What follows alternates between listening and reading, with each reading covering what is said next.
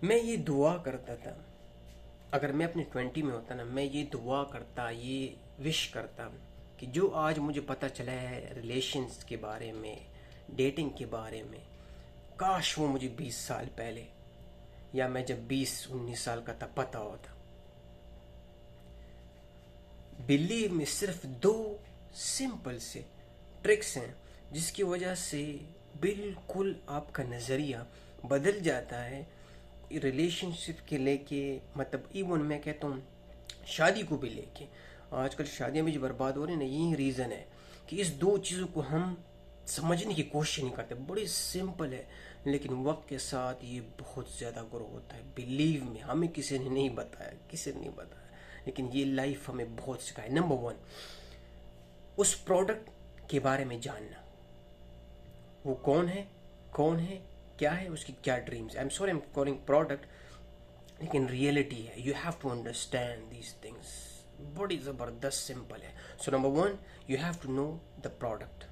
Number 2, you have to use it by your self. पहले product के बारे में पता होना चाहिए। दूसरा, वो प्रोडक्ट आपने खुद यूज किया हो। You are the one, you have to use it, then you will know it. आते हैं अभी अपनी लाइफ स्टोरी के बारे में। मेरी स्टोरी, जब मैं 8वीं क्लास में था, okay, you can call it when I was in the school, तो स्कूल में सिस्टम ऐसा था कि हमारा स्कूल को एजुकेशन था, mean boys and girls mix together. लेकिन क्योंकि वो बहुत बड़ा स्कूल था तो उसमें बॉयज़ सेक्शन भी था और गर्ल्स सेक्शन भी थे, आप समझ रहे हैं। तो मैं था बॉयज़ सेक्शंस में। तो मुझे एक चीज़ बड़ी ज़बरदस्त नज़र आती, वो लड़के जो गर्ल्स सेक्शन में काम करते थे, जो गर्ल्स क्लास में होते थे, उनके क्लासमेट होते थे, तो ब्रेक में मैं उनको नोटिस करता था, असेंबली में मैं उनको नोटिस करता था कि वो लोग बहुत कूल, काम और रिलैक्स और नॉट जम्पी टाइप होते थे, और पढ़ाई में भी बहुत अच्छे होते थे। इन ऑन अदर हैंड, हम बॉयज़ की, जब हम लड़के जो सिर्फ लड़की होते थे, हम लोग बहुत जल्दबाज, पोसीले, झगड़ालू, गाली गलोच और पढ़ाई में तो ज़ीरो के मुताबिक थे। तो ये चीज़ मुझे बार बार अट्रैक्ट और डिस्ट्रैक्ट करती थी कि भाई ये क्या वजह है, ये लोगों में इतनी यूनिकनेस क्या है। तो एक दिन ऐसे हुआ कि जब when we was in the 9th class, I think 8th class, तो वहाँ डिसीजन ऐसे हो कि हमारे हेड मास्टर आ गए। उसने बोले कि भाई यहाँ से जो लड़के लड़कियों की क्लास में जाना चाहते हैं वो अपना हाथ ऊपर करें या अपनी रजामंदी शेयर करें, क्योंकि हम यहाँ से लड़के वहाँ ट्रांसफ़र करेंगे और नया बैच जो अभी आ रहा है और स्कूलों से, हम उसको यहाँ रखेंगे। तो मोस्टली हम लोगों ने नज़रअंदाज की कि भाई कौन जाएगा, मतलब यू नो आप, specially when you are introvert. मैं बहुत इंट्रोवर्ट था तो इसलिए बहुत तकलीफ है इस मामले में। तो प्रॉब्लम ये हुई कि मेरा दोस्त ने हाथ खड़ा कर दिया, शी वॉज वेरी क्लोज। मैंने कहा क्या कर रहे तू? उसने बोला छोड़ यार, तू देख मज़ा आएगा। उसने हाथ खड़ा किया, उसकी सिलेक्शन हो गई, वो चला गया गर्ल्स में। धीरे धीरे स्टार्ट में तो वो बहुत सेम था, वही चिल्लाना, गुस्सा करना, ये करना, लड़कियों को ताड़ना, मीन ऐसे नॉर्मल। लेकिन वक्त के साथ साथ जब वक्त गुजर रहा था, 1 साल बाद, वो बहुत ज़्यादा चेंज हो गया। वो बहुत ही ज़्यादा चेंज हो गया। मतलब उसका अंदाज पढ़ाई में अच्छा हो गया, कूल हो गया। कभी कभी बड़ी समझदारी की बात करता था, कभी कभी ऐसी ऐसी बात करता था कि उस टाइम पे मुझे समझ नहीं आती थी यार ये क्या बोल रहा है। हम लोग बहुत ज़्यादा क्लोज थे तो हम रोज़ाना शाम को निकलते थे, सदर बाज़ार जाते थे, और लड़कियों को ताड़ना, वही यू नो हुट्टाबाजी करना, ये हमारा बिल्कुल नॉर्मल था। तो एक दिन हमने उसको फ़ोन किया, हमने कहा चल ना मेरी दोस्त, चलते हैं ना यार, चलो आज हम निकलते हैं। तो उसने एक बात की, उसने बोला मैं नहीं जाऊँगा। पहली बार उसने ये बात इग्नोर की कि मैं तुम लोगों के साथ नहीं जाऊँगा।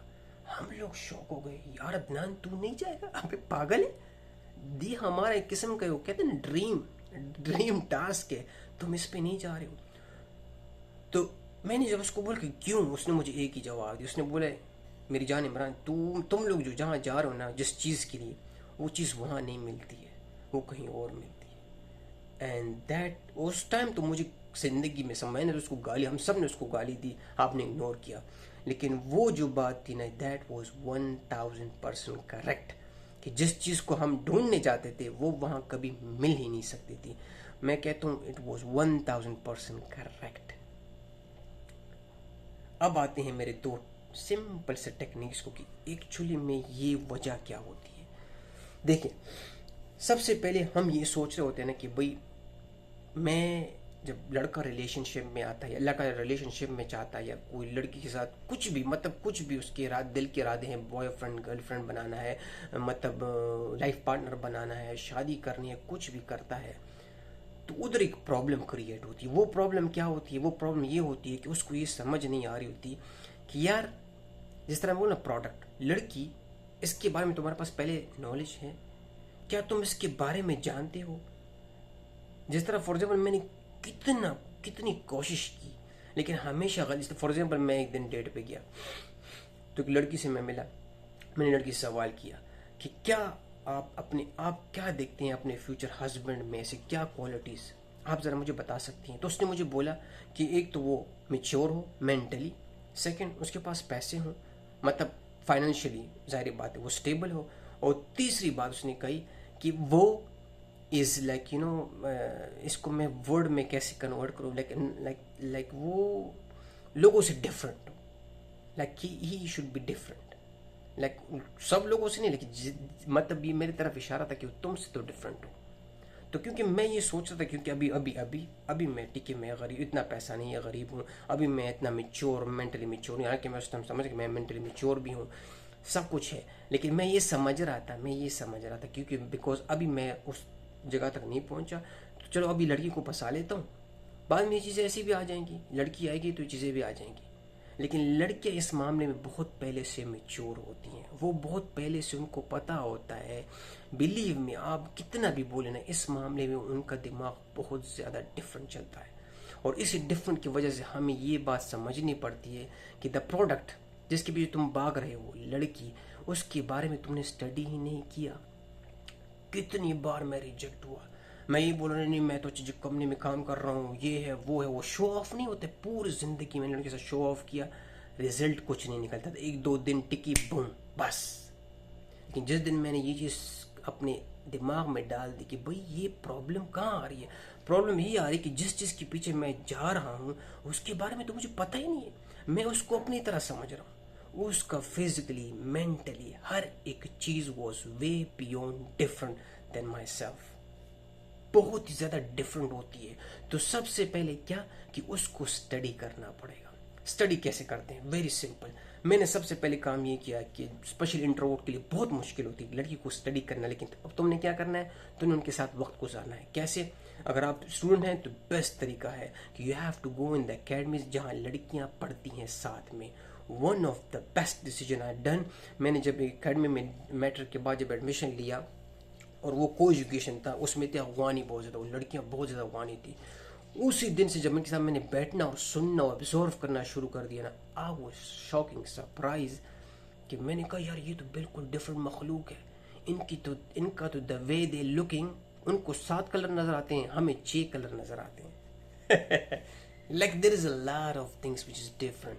तो फिर उसी टाइम से मुझे ये समझ आना लगी कि हाँ, you have to first studies the product which you are looking for, उसके बाद फिर दूसरा स्टेप डायरेक्टली आ जाएगा और ऑटोमेटिकली आ जाएगा, and that is the one that you are the one who will be personally practically experience करोगे लड़कियों के साथ। उसको एक, जिस तरह मैं डेटिंग पे जाना is one of the important thing that you have to do it, because तुम्हें पता नहीं चलेगा। उधर लड़कियां साफ साफ बोलती भी हैं, कुछ लड़कियां मुंह पे बोलेगी भाई तुम अभी मेच्योर नहीं हो, तुम अभी बच्चे हो। मुझे कितनी लड़कियों ने इस तरह बोला, तभी तो मुझे पता चला कि हाँ मेरे में ये खामियां हैं, इसको मैंने पहले पूरी करनी है, उसके बाद मैंने फिर दोबारा जाना है। मैं हर लड़की से कमेंट लेता था कि भाई क्या प्रॉब्लम है, तुमने मुझे क्यों छोड़ा। कुछ लड़की होती बाढ़ में जब ब्लाक मिलाक, उनको छोड़ो, और लड़कियां भी होती जो तुम्हें बताती हैं कि यू है your nature is like this one, तुम्हारा ये नेचर है। उसके बाद तुम्हें अपने बारे में पता चलेगा, और फिर वो बोलेगी तुम में ये प्रॉब्लम्स है मेरी जान, इसलिए मैं तुमसे दूर भाग रही हूँ। साफ मुंह पे बोलेंगे, कसम होती है मुझे सब ने मुंह पे बोला है कि तुम में ये प्रॉब्लम है, तुम बिल्कुल ठीक है, सब कुछ है, लेकिन you are mentally not mature my friend. आप बिलीव करेंगे, बिलीव, जितने लड़की भी पाक से, मैं खुद भी जब बाहर आया ना, सब लड़के यही बोलते थे कि तुम लोगों की मेंटलिटी सो डिफरेंट, तुम लोग तो ऐसे हो जैसे बच्चे नहीं होते हैं, छोटे छोटे बच्चे। अभी किसी लड़की को कभी ज़िंदगी में नहीं देखा हो, जैसे तुम लड़की को देखते हो हड़बड़ा जाते हो या कुछ और हरकत कर देते हो स्टूपिड सी, तो ये क्या वजह है? तो द रियल रीज़न वो हमने कभी इनके साथ वक्त गुजारा ही नहीं है। जब हम लड़कियों के साथ वक्त गुजारेंगे तो पता चलेगा। हमारा माशरा तो बोलते हैं वो दूर भागो, लड़कियाँ उस तरफ लड़के उस तरफ। अभी लड़कों को पता कैसे चलेगा? क्योंकि अभी तो वो ज़माना भी ख़त्म हो रहा है कि अरेंज मैरिज कोई करवाएगा। अरेंज मैरिज में कितनी कितनी प्रॉब्लम्स आती हैं। तो इसलिए the best solution is that you are the one. क्योंकि ये प्रोडक्ट किसके लिए खरीद रहे हो? अपने लिए। तो उसके लिए किसको एक्सपीरियंस करना पड़ेगा? मैंने करना पड़ेगा। अम्मी अब्बू को नहीं, मैंने ये एक्सपीरियंस करना पड़ेगा। मैंने उसको अपने राज बताने हैं, उसने मुझे अपने राज बताने हैं शादी से पहले या दोस्ती करने से पहले, कि हमारा मुद्दा क्लियर हो गया, ताकि जब हम आगे बढ़े तो हमारा रास्ता साफ हो, हमारे में कोई प्रॉब्लम ना हो। तो the best thing in the best thing कि भाई मैं ख़त्म करना चाहता हूँ कि स्पेशली ये, क्योंकि मैं इंट्रोवर्ट था बहुत ज़्यादा, मेरे लिए बहुत ज़्यादा प्रॉब्लम्स थी। तो मैं यही सोच रहा कि मैं क्या करूँ। तो ये शुरू से ये मुद्दा रखो कि number 1, the product which you gonna buy, you should know about the product. And number 2, you have to use it by yourself. आपने खुद उसको एक्सपीरियंस करना पड़ेगा। गुरु मुरु जो भी बोले, मैं भी गुरु हूँ, मैं भी जो बोलता हूँ बाहर में जाए, लेकिन मैं बोलूँ ना, तुम्हारा जो एक्सपीरियंस उस लड़की के साथ होगा या उस लड़के के साथ होगा, is vice versa, that should be very very straight forward. और ये तुम्हारा एक्सपीरियंस होगा। लाते घूसे भी पढ़ने दे, लेकिन that is something else, because ये तुम्हारी जर्नी है और you have to end this journey मेरी जान। So that's what I am saying. Thank you guys, see you next time. Boom.